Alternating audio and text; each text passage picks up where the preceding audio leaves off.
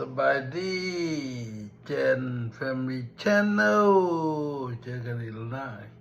กินข้าวน้องกันเด้ออันนี้ปิ้งไก่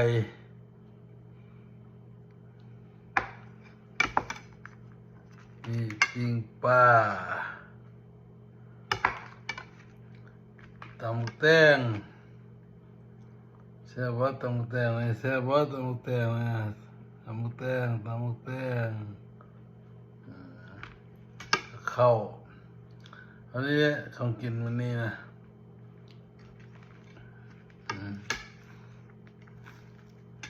เอาละกินเลยนะพี่น้องว่าตำแตงนะ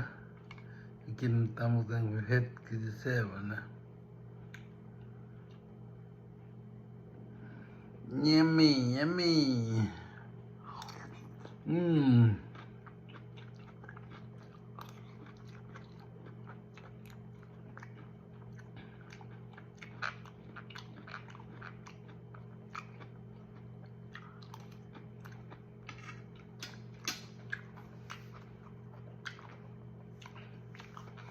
เจ้า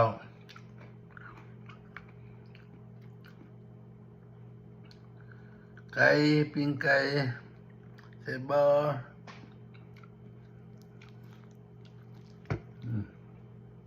นั่งมา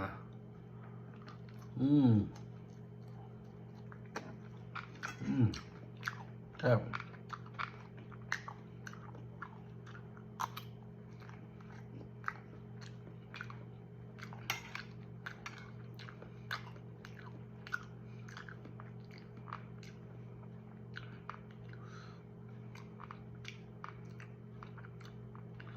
ตำแตงอะไรตำแตงเนี่ยบ่มีเบื่อแซ่บกว่าตำมะฮุ่งอ่ะ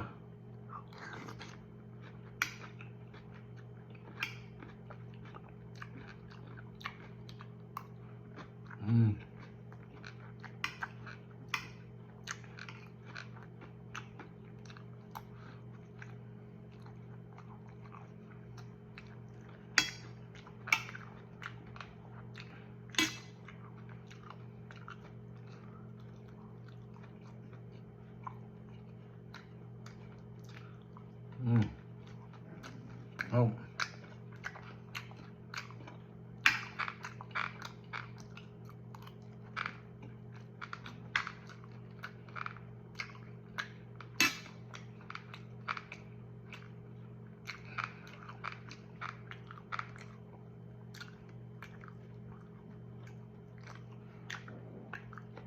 ปลา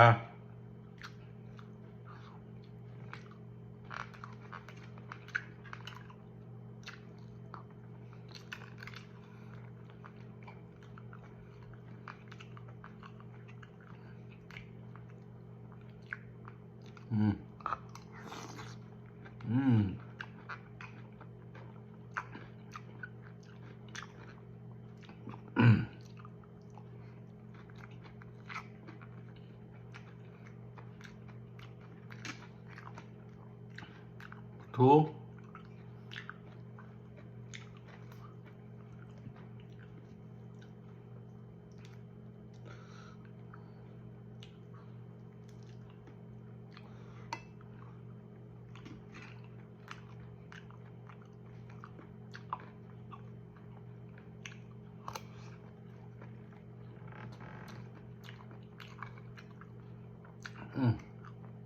ตำมะฮุ่งตำแตงแซ่บ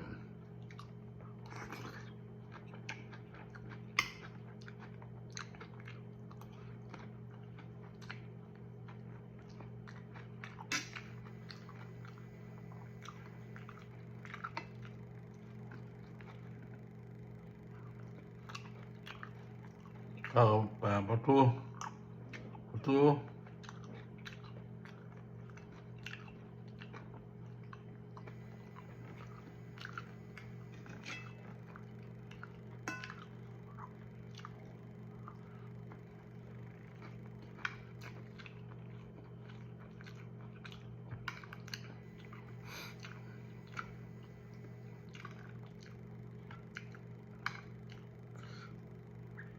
ใจตำแตงเลยเผ็ดดิ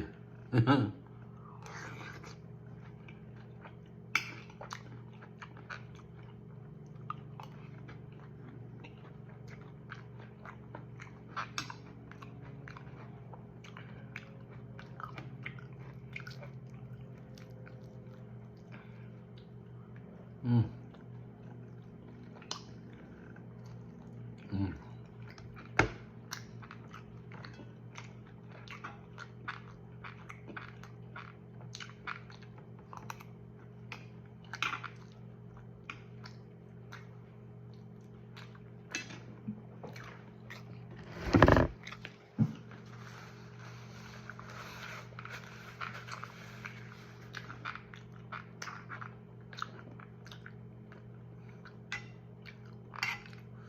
มันนี่เบ็ดกินข้าวเหนียว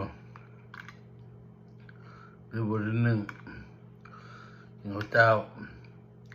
ข้าวเหนียวหลายมือแล้วกินข้าวเจ้านะกินข้าวเจ้าตำแตงแซ่บ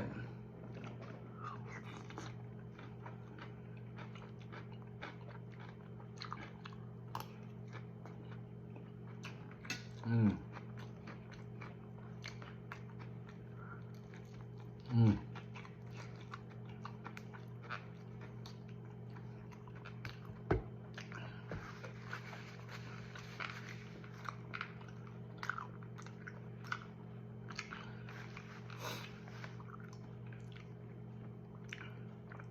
ไอ้นี่ซื้อมาจากอเมริกาเขาให้แพ็คนี่นะที่เป็นตอนสิ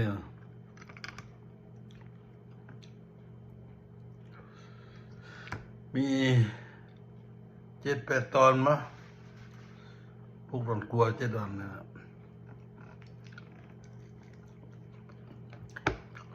ลูกสาวมากเลย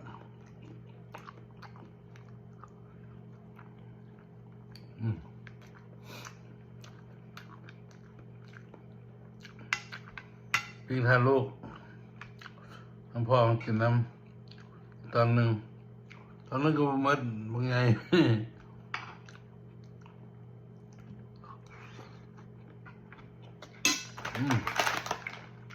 มันคือมัน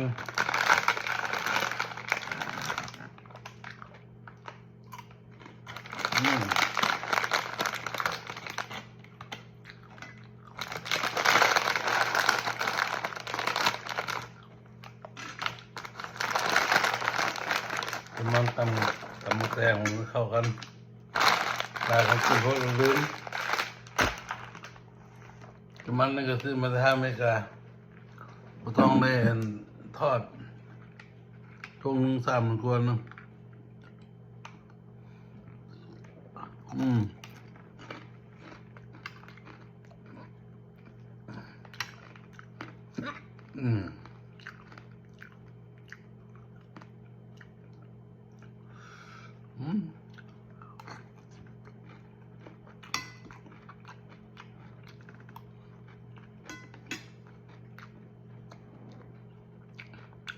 มันหมู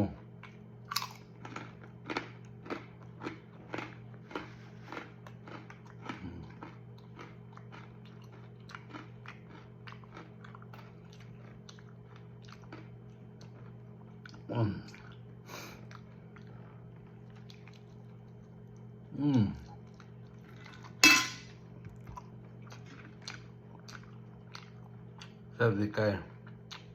เรียบดี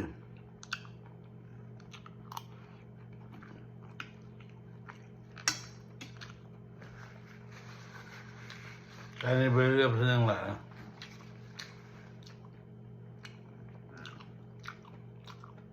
ใส่ว่าจะซอสกับซอสกับเกลือเป็นนัวแล้วผงกระเทียมนั่นแหละมากกว่าจะ13 นาทีจะปิ้งโอ้แซ่บ